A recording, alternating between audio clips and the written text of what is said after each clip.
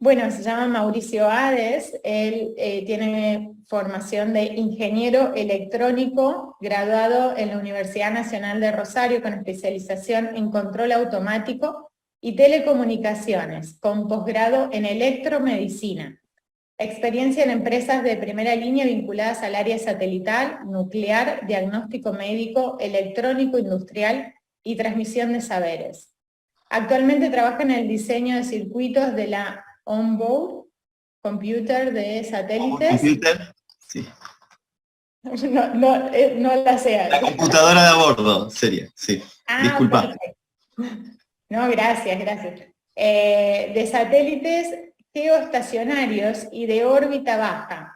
Ha trabajado en el área de Radiation Monitoring, diseñando y construyendo monitores de áreas basadas en Geiger para centrales nucleares y ha desarrollado ensayos en laboratorios de mediciones de muestras nucleares. En el área de electromedicina fue especialista en el mantenimiento de aceleradores de partículas para tratamientos oncológicos, radioneurocirugía, braquiterapia de alta tasa, cámara gamma, tomógrafos, entre otros equipos de área médica. En el área de electrónica de potencia fue responsable del área de mantenimiento de UPS industriales vinculadas a la generación de energía eléctrica, habiendo sido capacitado en Columbus y Texas, en Estados Unidos. En el área académica fue docente universitario en la Cátedra de Teoría de Circuitos y en la empresa Schneider Electric, dictando cursos de automatización industrial, convocado para trabajar en Intel, Israel, en el área de fabricación de chips de memoria. Fue preseleccionado en el certamen para la creación de empresas con tecnologías innovadoras en la UNR. En el área no formal, investigador de los cuerpos sutiles que componen al ser humano orientado al desarrollo de equipos médicos, inventor de la técnica de reconexión de filamentos sutiles, facilitador en la técnica de Magnified Healing, fase 1 y 3, reflexólogo podal con especialidad en algias de columna. ¿Qué más, no? Una integración perfecta entre la ciencia, la espiritualidad, entre la materia y la energía, y quién mejor que Mauricio para deducir qué es este circuito, qué contiene, cómo es capaz de generar tantos impactos sobre nuestro cuerpo, sobre la salud, no solo sobre nuestros cuerpos, ¿no? Sino sobre justamente algo más profundo de lo que vamos a ahondar, que es el campo electromagnético. Así que, bienvenido, Mauri. Te damos la bienvenida con estas 1000 personas que tenemos batiendo récord en la audiencia.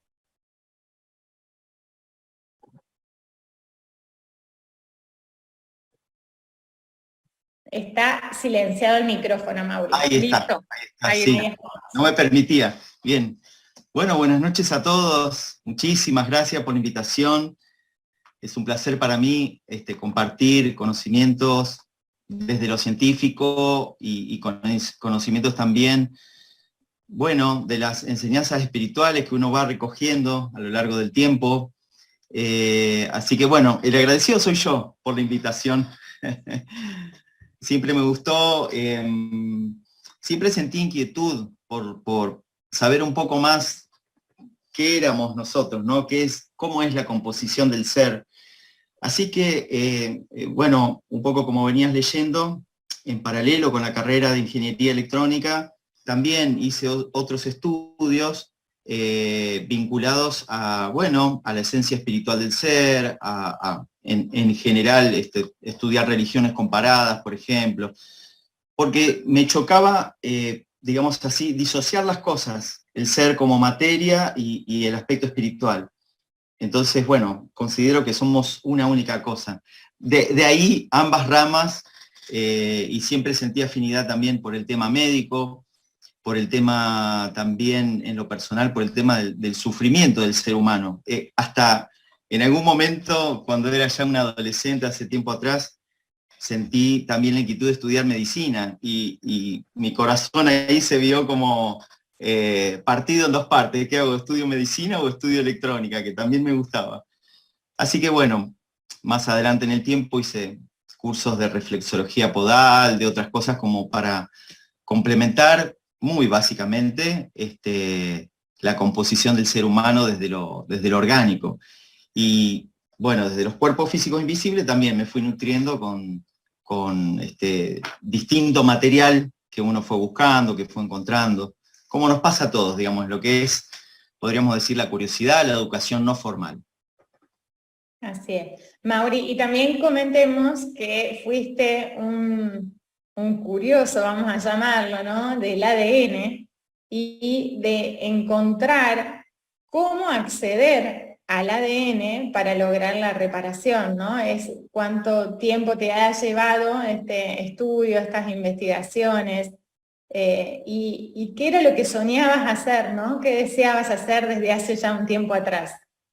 Claro, mira, en ese sentido, yo también, bueno, un poco preocupado por ayudar a los demás en lo que es la sanación en todo sentido, ¿no? Obviamente en el cuerpo físico visible y en los cuerpos físicos invisibles que también componen nuestro ser de manera integral. Y yo decía, tiene que haber una manera de reparar el ADN, por decir así. Entonces me puse a estudiar un poco cómo estaba compuesto el ADN, cuáles eran las medidas físicas, y se me ocurrió que esto podría ser una onda, un campo electromagnético que coincida con el paso, digamos, ya sea de las hélices que componen, las helicoides que componen el ADN, y todo el aspecto molecular. Y ahí fue cuando un poco, bueno, me choqué es como que me topé con una limitación física a nivel de laboratorio y demás, que yo decía, bueno, estamos hablando de frecuencias muy altas, ¿no? De frecuencias de luz, que están en distintos espectros, y bueno, y un poco hasta ahí llegué. Pasó el tiempo y bueno, di con este tema de la tarjeta cuántica, y para mi sorpresa era muy similar, digamos, a los conceptos que yo con los que venía soñando y tratando de, digamos, de implementar en lo físico, ¿no? Con algún dispositivo, y descubro este accesorio que, bueno, sí, ya estaba inventado, por decir así. Así que para mí fue una alegría enorme saber de que en el mundo ya se estaba palpitando esta buena nueva, vamos a llamarlo así. Así es, así es. Bueno, y vamos a introducirnos directamente con el accesorio, ¿no? Con los misterios que para muchas personas traen este accesorio, que muchos de ustedes habrán tenido la oportunidad, ¿no? O por accidente o queriendo hacerlo, ¿no? Queriendo descubrir qué hay dentro del accesorio. En muchas oportunidades se ha tildado el accesorio como una herramienta o un producto placebo, en donde en realidad somos nosotros los creadores de la realidad únicamente, como si no existiese nada dentro, solo un factor de creencia de que algo va a hacer, y de esa manera actuaba. En otros momentos se le trata de mágico, de milagroso. En otros momentos viene el enojo porque no tiene el resultado esperado, ¿no? Tantas preguntas que hoy en día vamos a traer para que se puedan comprender combinando la ciencia y ese circuito, ¿no?, desde la física en las manifestaciones biológicas. Ahora, voy a traer una imagen, porque muchos de ustedes la conocen, porque, como bien les decía, a lo mejor un perro la mordió, la abrió, nos han llegado muchísimas imágenes de estos circuitos, ¿sí? La vamos a compartir para que puedan ver. Obviamente que la ficha, la fórmula real tiene sus secretos, y eso se va a resguardar, así como el nombre del creador, y eso se va a resguardar eternamente. Y agradecemos la comprensión, porque es por el respaldo que todos nosotros también merecemos. Pero bien, tenemos un circuito que se comprende, un circuito que se puede leer, un circuito que se puede ver y que muchos de ustedes lo han visto con luz, con un accesorio que se ha abierto, con un perro que lo mordió y se dañó, con personas que inclusive a propósito lo han abierto para ver si era real que adentro existía algo, y el misterio de, ¿hay minerales? ¿Cuántos minerales hay? ¿Qué fórmula tiene? ¿Qué composición tiene? ¿No? Entonces voy a compartir una imagen para que Mauri pueda empezar a compartirles de qué se tratan este tipo de circuitos.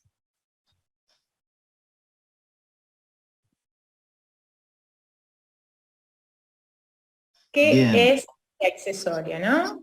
¿Qué contiene este accesorio? Y solo vamos a introducirnos en lo que se está viendo, ¿no? Mauri, ¿qué nos podés compartir? Bueno, ahí lo que estamos viendo es un PCB, es un Printed Circuit Board, con una pista de cobre. Eso es digamos, un aislante, por decir así, esa parte, ese rectángulo marroncito que estamos viendo ahí, y pistas de cobre en forma de antena. Ese zigzagueo que vemos a ambos lados del circuito central no es más que, podríamos retorcer un alambre, por decir así, y lograr el mismo efecto. En este caso son antenas, ¿no?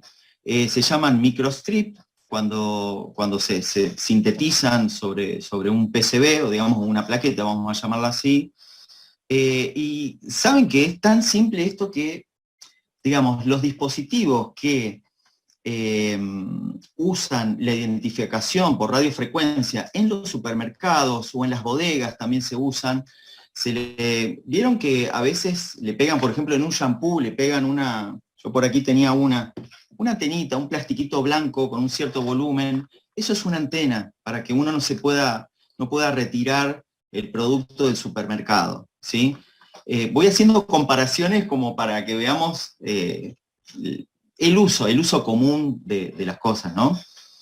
Bien, esta antena similar, microstrip, entonces similar a las que se usan en los supermercados, termina en ambas partes en un circuito central, ¿no? Que es,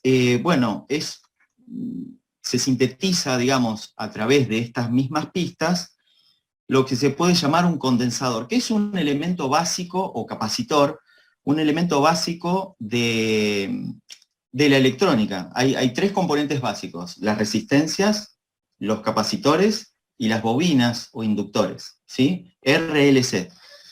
Estos tres elementos básicos, conjugados o digamos, vinculados en sí mismo, pueden hacer un oscilador. ¿Qué es un oscilador? Es un generador de frecuencia, ¿sí? Habrán visto una frecuencia senoidal, ¿no? Es una onda que va y viene con picos y con valles, ¿sí?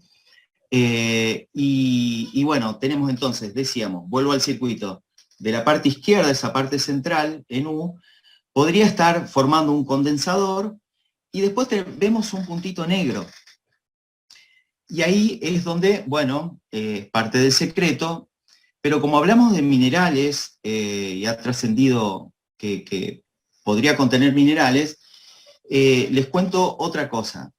Los cristales que también son parte de los minerales, nosotros los usamos justamente para hacer osciladores, ¿sí? Osciladores comerciales que se compran en las casas de electrónica. Son cristales que por sus propiedades hacen las veces de inductor, ¿sí? El inductor es un inductor grande, es como una bobina, es un pedazo de cable enrollado en un cilindro, a grandes escalas. Pero cuando ya nos vamos a la parte más atómica, por decir así, o a medidas mucho, mucho más pequeñas, se usan cristales cuya circuito equivalente funciona como un inductor. Entonces, hasta ahí tenemos unas antenas que captan, ahora vamos a ver qué captan, y en la zona central un oscilador. Por lo que puedo deducir, por lo que tenemos a la vista, las antenas estarían captando algo de energía radiante, ya sea cuando la colocamos cerca del cuerpo humano, cuando está por ahí, las ondas que están en el aire, y sirve para excitar a ese circuito central, es decir, darle energía, darle o por lo menos una energía inicial para arrancar, por decir así. Lo mismo sucede en estos circuitos que les comentaba en el supermercado. Son excitados por el portal que hay por donde uno pasa y se inducen tensiones que terminan en corrientes internas. Básicamente así funcionan. Entonces, por eso es que el dispositivo no tiene pilas, porque esas antenas vienen a ser la pila.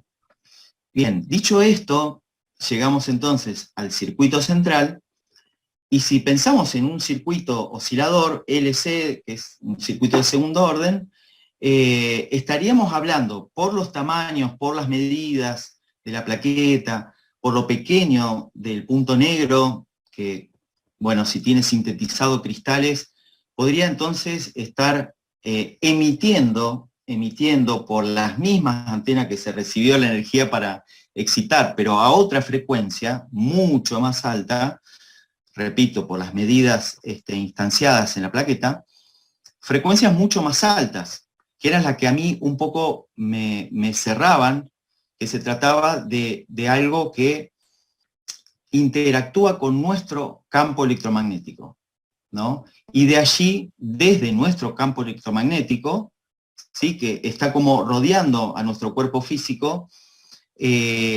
podría estar interactuando, entonces, decía bien, interactuando para entrar en un modo de resonancia con ese otro, con nuestro propio campo electromagnético. Entonces, hay algo, ¿vamos bien hasta ahí? Vamos bien. Vamos bien. Vamos bien. Sí, yo escuchando todo lo que nos está contribuyendo Mauricio. Gracias, Mauricio, adelante. No, a ustedes.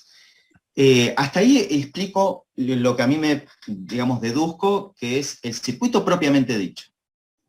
Ahora, voy a tratar de inferir qué es lo que le sucede entonces a nuestro cuerpo cuando es excitado con una frecuencia muy alta de un campo electromagnético. Entonces, yo me imaginaba que esto, digamos, ¿cómo potenciar un campo? ¿Cómo potenciar algo en general? Bueno, a través del fenómeno de la resonancia, que ahora lo explico rápidamente, podríamos estar logrando este efecto, vamos a hablar en criollo como aumentador, como expansor del campo. Vamos a explicar en dos palabritas qué es la resonancia, con un ejemplo súper simple. Alguna vez habremos cruzado un puente colgante, por ejemplo, caminando, ¿no? Un puente colgante hecho con maderas y cables, de lado a lado de un río, por ejemplo. Y notamos que de acuerdo a la frecuencia de nuestros pasos, a la cadencia de nuestros pasos, si vamos más rápido o más lento, en algún momento el puente empieza a oscilar a la misma frecuencia que nuestros pasos. Eso significa que la frecuencia de excitación coincide con la frecuencia natural del puente. Que la frecuencia natural del puente, por otro lado, se deduce de su manera constructiva y de sus materiales y de sus medidas, ¿sí? Entonces, cuando entramos en resonancia, notamos que a cada nuestro paso nosotros saltamos más o bajamos más que la medida normal, que su altura normal. No se queda quieto el puente.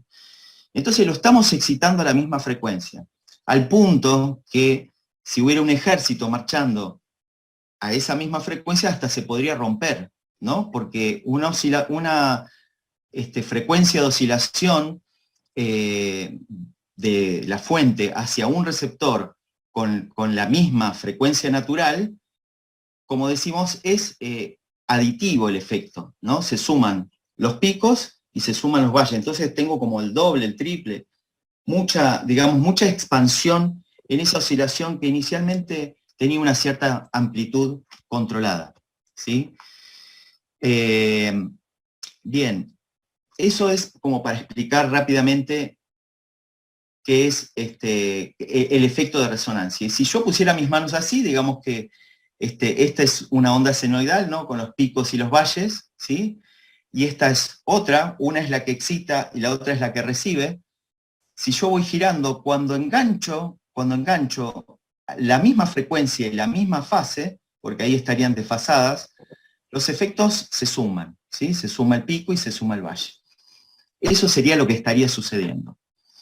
Ahora, nosotros estamos compuestos, además del aspecto físico, por distintas capas de cebolla, por decir así, que ya desde hace 5.000 años la cultura oriental los describe, y después con el correr del tiempo, esos cuerpos, bueno, vamos a decir así, la ciencia todavía no los tipifica, no tenemos una uniformización acerca de los nombres, no los tenemos medidos acerca de las frecuencias, o si lo están, los tenemos de una manera incipiente, y no es un idioma que hablamos en todo el mundo de lo mismo. Algunos le llaman aura, otros le llaman los 5 cuerpos superiores, bueno, y así, distintas bibliografías hablan de que tenemos campos que los generamos nosotros mismos, ¿no?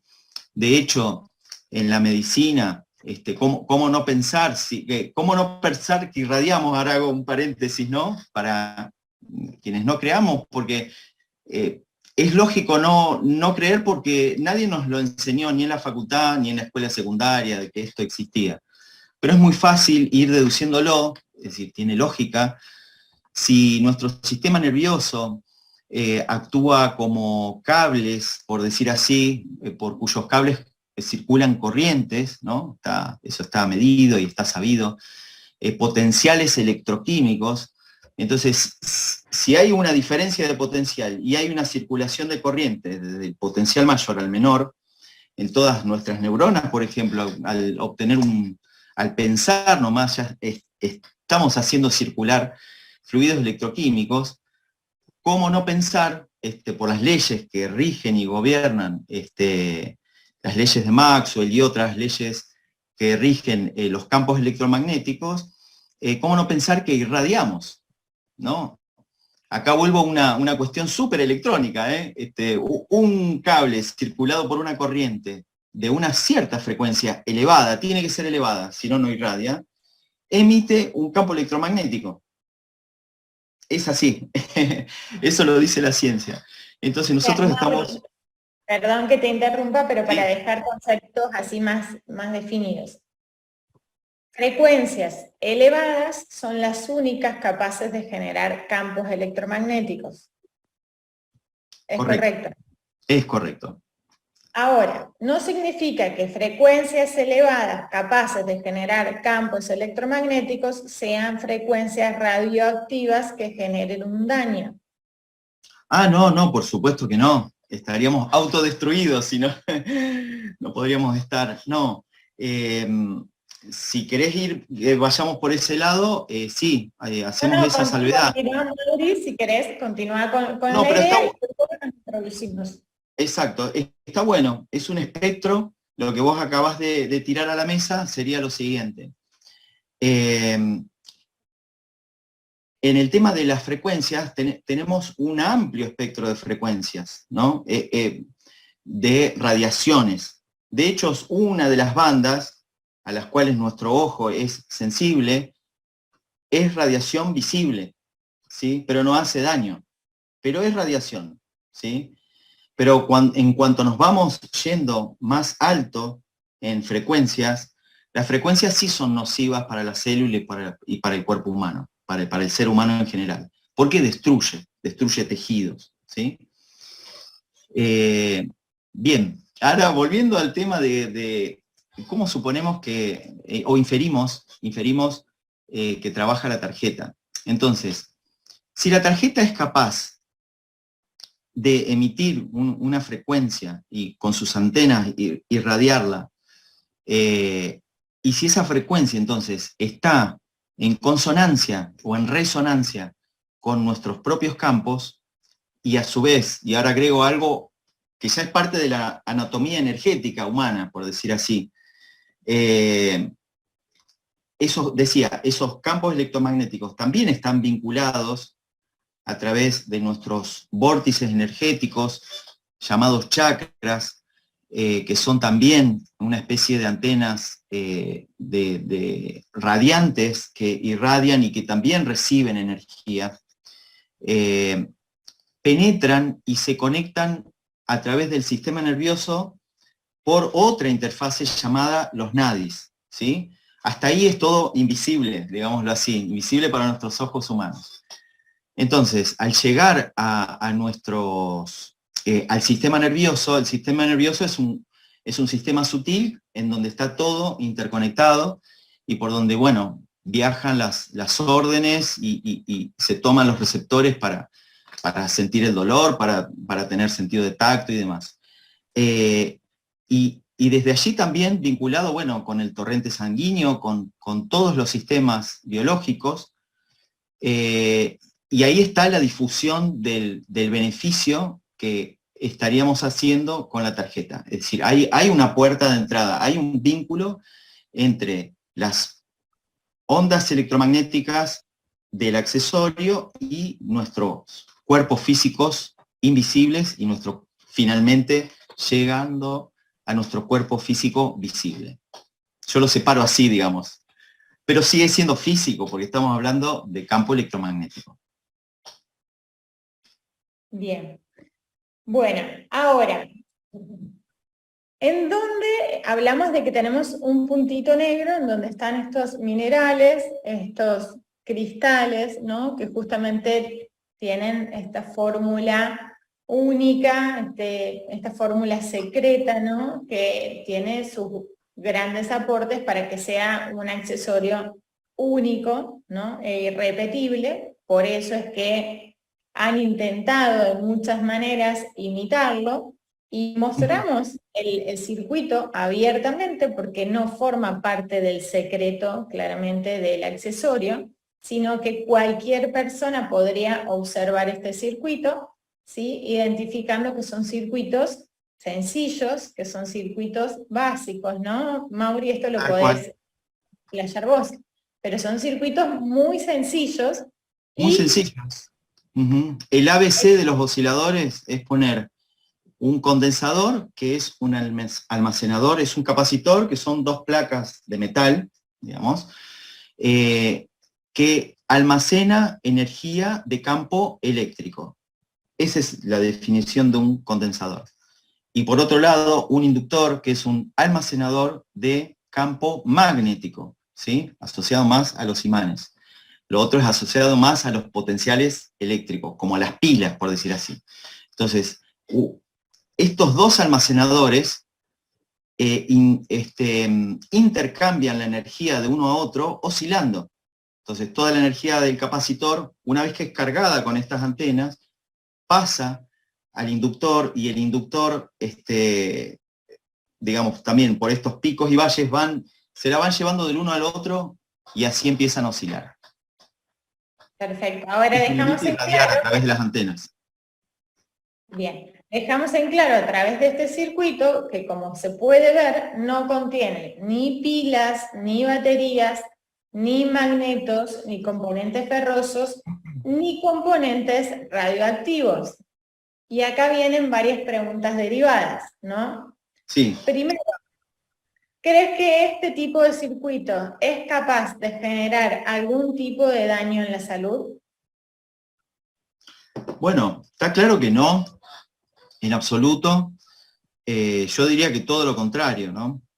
Estamos ante el advenimiento de un circuito que entra en resonancia con nosotros mismos, que yo diría que me arriesgo a decir la palabra milagroso, después hablamos del tema, si querés más adelante, para no irme de tema. No, yendo de vuelta a la pregunta sobre lo nocivo que podría ser, en absoluto, si fuera radioactivo, vamos a ir sacando algunas conclusiones. Si eso negro, si el puntito negro fuera una pastilla, una pastilla que emita radiación de algún mineral, como el uranio, por ejemplo, que usamos en las centrales nucleares y demás, el cesio, el tecnecio, bueno, el tecnecio tiene una vida media muy corta, pero bueno, otros que tengan vida media larga, como el cesio, el tecnecio, los elementos de la tabla periódica de abajo a la derecha, de mucho número atómico,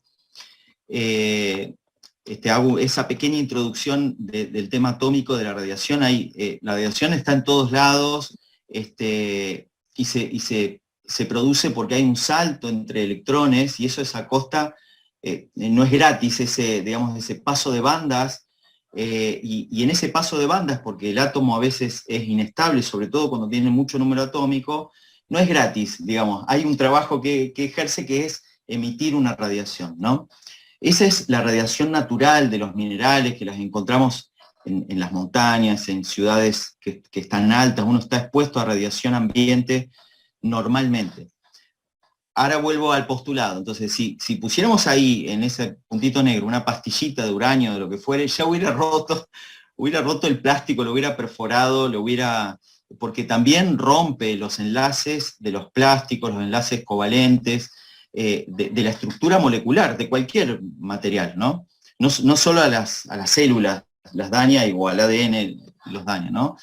Entonces, no, en absoluto, desde el lado radioactivo, imposible. Imposible, porque además ya estaríamos muertos. Si vos estás portando, Romy, el accesorio hace 2 años y medio, 3, me decías, ya tendrías un cáncer de páncreas, porque justo está a la altura, el accesorio está a la altura del páncreas o del estómago, y nada, sería súper nocivo, ¿no? Imposible.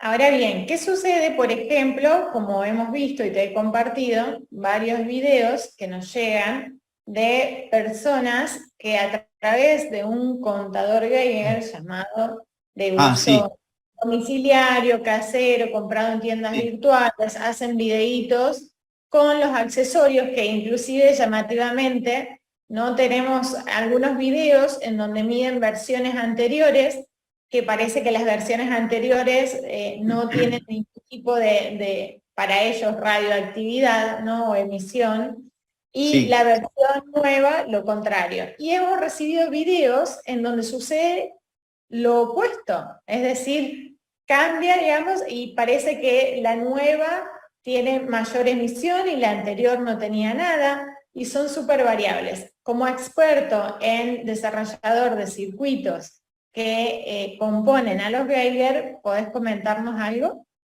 Sí, cómo no.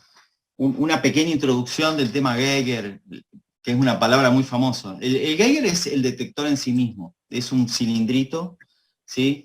que tiene un gas a una determinada presión y un cable central, todo eso sellado. Es como una pilita, realmente en tamaños reales.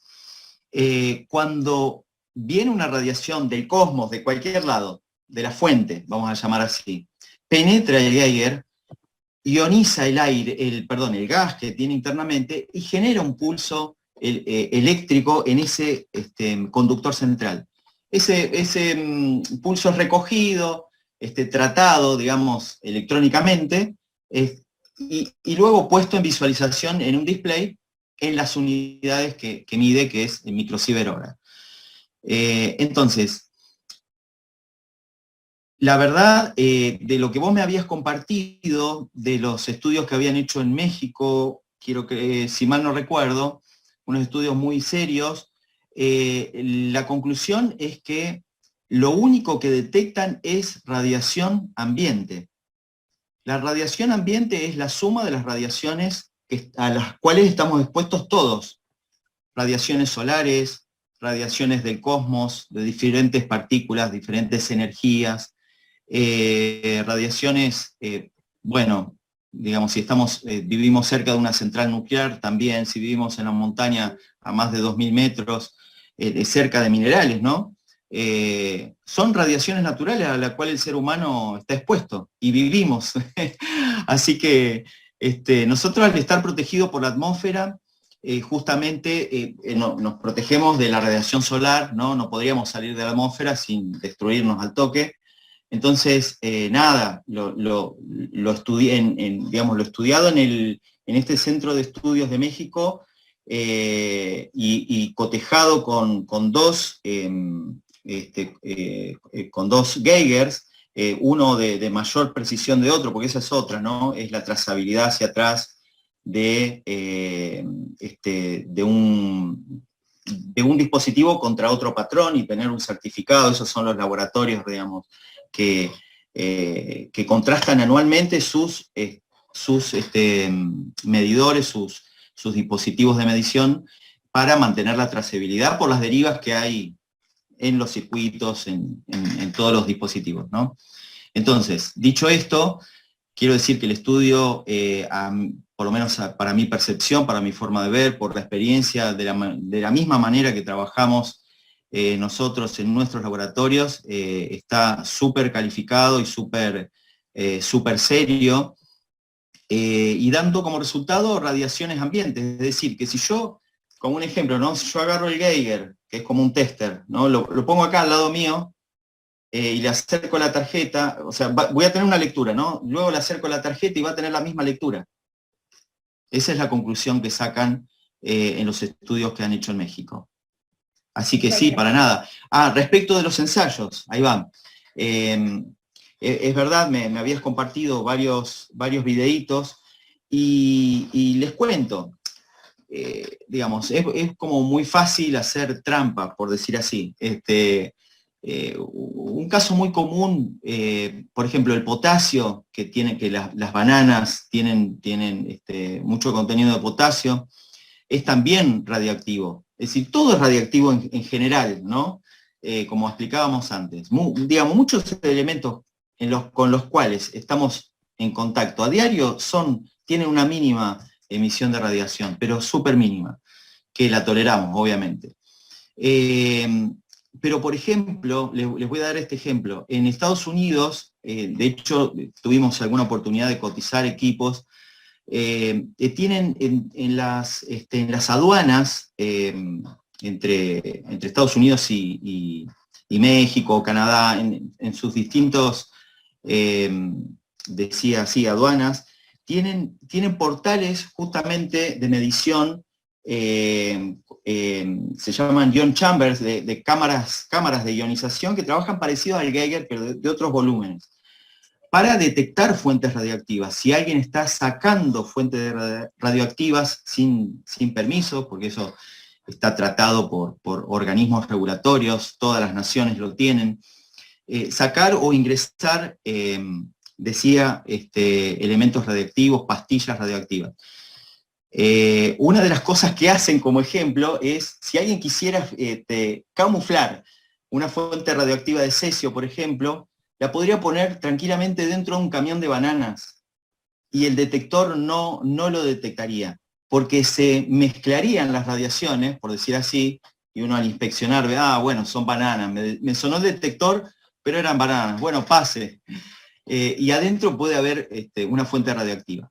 Con esto quiero decir que, volviendo al accesorio, que si yo acerco al accesorio a algo más o menos radioactivo que cambia la tasa de radiación, en donde entonces el Geiger, que está tranquilo, uno para radiación ambiente lo escucha hacer pi, pi, pi, pi, pi, pi, pi, con algo aleatorio ahí, porque tiene un pitido justamente por cada radiación ionizante que impacta en el Geiger, uno lo acercan y se aumenta esa frecuencia, ¿sí? Empieza pi, pi, pi, pi, pi, pero eso, digamos, no tiene seriedad, en el sentido de que si yo lo acerco a 1 kilo de bananas, a lo mejor también hay una alteración de la recepción en la cantidad de radiación, ¿sí?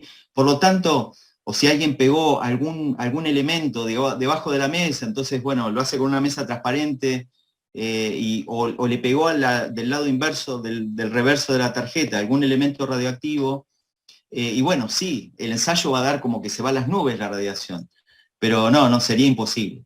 Y más cotejado con los análisis que hicieron, muy serios, repito, con 2 instrumentos, y con un instrumento común y después otro instrumento patrón, es más que suficiente. Y al obtener como resultado tasas de radiación ambiente, estamos más que seguros, y por lo antedicho de que no está destruido el plástico con el cual está hecho la cobertura, ni rompe, si no también lo acercáramos a una planta, debería matar a la planta, ¿no? Así que esas son todas las conclusiones acerca de la radiación que por el material que tenemos pude hacer. Perfecto, gracias Mauri por la respuesta, es decir, que todos aquellos que tengan contadores en sus casas sepan que son muy sensibles a la radiación ambiente, que nada tienen que ver con el accesorio, por lo cual no es una información que ustedes puedan tener como certera, como guía de si es o no es, ¿sí? Para eso están los estudios que certifiquen, que garantizan, que determinan la inocuidad porque no es capaz de generar ningún tipo de daño. Y respecto a... Sí, Raúl. Yo quería agregar algo que puede ayudarnos a distinguir esta situación, que regularmente los aparatos domésticos o aparatos que no son realmente tan profesionales como un contador Geiger, las unidades de medición son microvolts y microteslas, ¿sí? No está midiendo microsieverts, ¿sí? Entonces ahí es donde se diferencia si un elemento es radiactivo. Si tú te metes a hacer un estudio de tomografía, vas a recibir cierta cantidad de unidades, ¿sí? De microsieverts. El ser humano, que es la unidad, nosotros no podemos tener más de un sievert acumulado al año.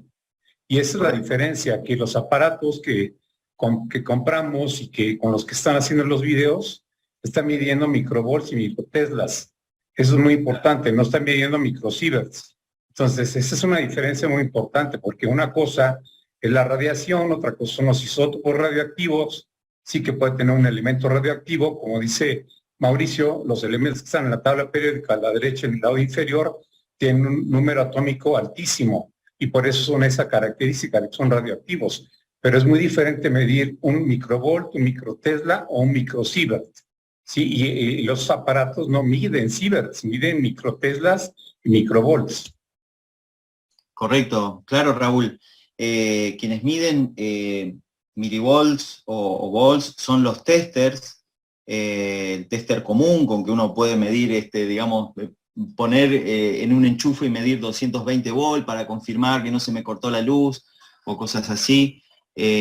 Son distintas unidades, nada que ver con la radiación. Exactamente, y Teslas tienen que ver con el campo magnético exclusivamente.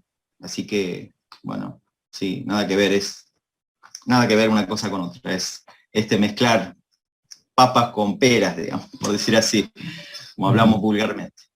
Bien, ahora también vamos a ahondar respecto a los efectos que puede llegar a generar este tipo de circuitos, ¿no? Que tiene que ver con lo contrario ahora. ¿Qué efecto protector frente a la acción radioactiva que podemos estar recibiendo de los electrodomésticos comunes en el domicilio, microondas, antenas, celulares? Realmente este tipo de circuitos con este mecanismo de acción, sabiendo de que contiene minerales que aportan el efecto de la ionización negativa con un efecto antioxidante y depurador de radicales libres, ¿puede beneficiarnos, detener o protegernos frente a la radiación? Bueno, sí, de alguna manera sí, en el sentido de, ahí me